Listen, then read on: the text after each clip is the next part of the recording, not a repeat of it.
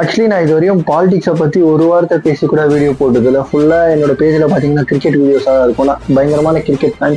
ஆனால் இந்த வீடியோ இந்த கட்டாயத்தில் போட வேண்டிய நிலைமை என்ன, முன்னாடி விஜய் அண்ணா மேலே அவ்வளோ நெகட்டிவிட்டி, அவரை ஒரு ட்ரோல் மெட்டீரியலாகவே ஆக்கிட்டாங்க. எவ்வளவோ இருக்கட்டும் மக்களே, அது எல்லாமே எதை சேரும்னா 18 இயர்ஸாக இந்த ஒரு ஸ்டார் வாங்குறதுக்காங்க நாங்கள் ஃபேஸ் பண்ண அந்த ட்ரோல்ஸ் எல்லாம் இருக்குது பார்த்தீங்களா, அதை பார்த்த மாதிரியே இருக்குது.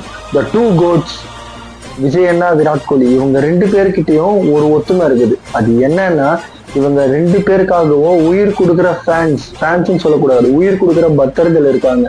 அண்ட் இவங்க ரெண்டு பேர் வந்து ஒரு பிராண்ட், அவருக்காக என்ன வேணாலும் பண்ணுவாங்க. இவங்க ரெண்டு பேருமே ஒரு world class record makers and record breaker. இவர் சினிமால ஒரு பயங்கரமான சவுத் இந்தியன் சாம்ராட். இவர் பண்ண ரெக்கார்ட்ஸ் எல்லாம் இருக்கு பார்த்தீங்களா, நிறைய பேரோட ரெக்கார்ட்ஸும் உடைச்சிருக்காரு. அதே மாதிரிதான் இவரு பண்ண கிரிக்கெட்ல பண்ண சாதனை 1-2 இல்லை, ஒலிம்பிக்ஸ் வரையும் கிரிக்கெட்டை கொண்டு போய் விட்டவர்.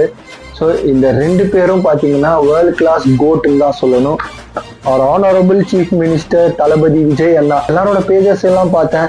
ருத்ராஜோட வந்து விஜய் அண்ணா ட்ராஃபியை ஷேர் பண்ற மாதிரியான மூமெண்ட். ஆனா எனக்கு என்னன்னா, விராட் கோலியும் விஜய் அண்ணா ரெண்டு பேரும் ஐபிஎல் ட்ராஃபியை ஷேர் பண்ணா எப்படி இருக்கும்னு பாருங்களேன். விஜய் அண்ணா இந்த தடவையே ஜெயிச்சது எவ்வளவு எக்ஸைட்டடா இருக்குது, எந்த அளவுக்கு வந்து சந்தோஷமா இருக்கீங்கன்னு கமெண்ட்ல பதிவு பண்ணிட்டு போங்க.